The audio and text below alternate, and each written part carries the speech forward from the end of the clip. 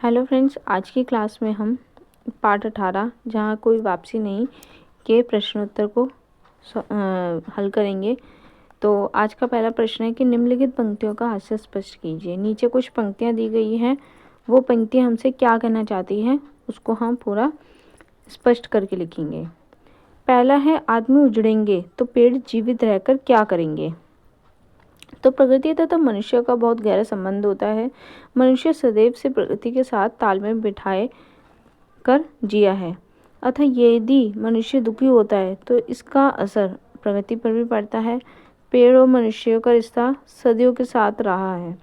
पेड़ों ने मनुष्य सभ्यता को बढ़ाया ही नहीं है, बल्कि उनका पालन पोषण भी किया है। अतः जब हम मनुष्य ही अपने परिवेश से हटा दिए जाएंगे तो पेड़ कैसे प्रसन्न रह सकते हैं। यही कारण है कि आदमी के उजड़ने पर पेड़ों को जीवित रहना संभव नहीं है। आदमी और प्रकृति दोनों का एक मिलन है, ये दोनों एक दूसरे पे डिपेंड है। तो अगर हमारा जल जीवन ही नहीं रहेगा तो आदमी जी के क्या करेगा, और अगर आदमी जल जीवन पेड़ पौधे नहीं लगाएगा तो फिर वो कैसे प्रकृति हमारी विकास करेगी। नेक्स्ट प्रश्न है, प्रकृति और इतिहास के बीच यह गहरा अंतर है। तो प्रकृति और इतिहास के बीच का अंतर उनके स्वभाव से स्पष्ट हो जाता है। प्रकृति जब किसी आपदा को भेजती है तो पुनः मनुष्य को जीने का अवसर प्रदान करती है। यह सभी जानते हैं कि इतिहास जब मनुष्य सभ्यता को जाता है तो उसके अवशेष ही मात्र रह जाते हैं, उनके पुनः बसने की आशा ही समाप्त हो जाती है।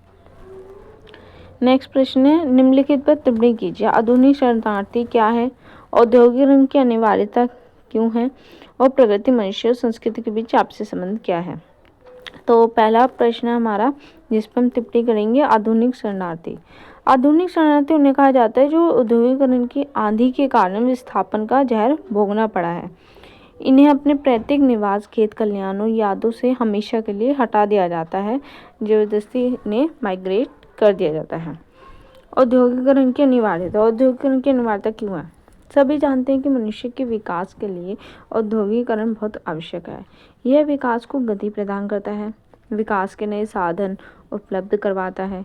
इसकी कीमत पर प्रकृति का दोहन उचित नहीं है।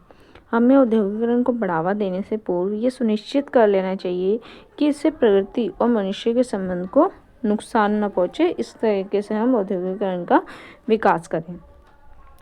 नेक्स्ट है, प्रकृति मनुष्य और संस्कृति के बीच हमारा क्या आपसी संबंध है। प्रकृति मनुष्य और संस्कृति के बीच सदियों से गहरा संबंध रहा है।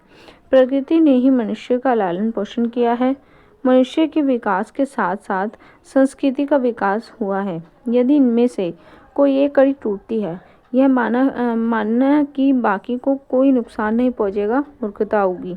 अतः हमें प्रयास करना चाहिए कि इनके मध्य के संबंध को जोड़े रखें, किसी भी कारण इन्हें टूटने ना दें, क्योंकि प्रकृति, मनुष्य और संस्कृति ये तीनों एक दूसरे पे इंडिपेंडेंट है।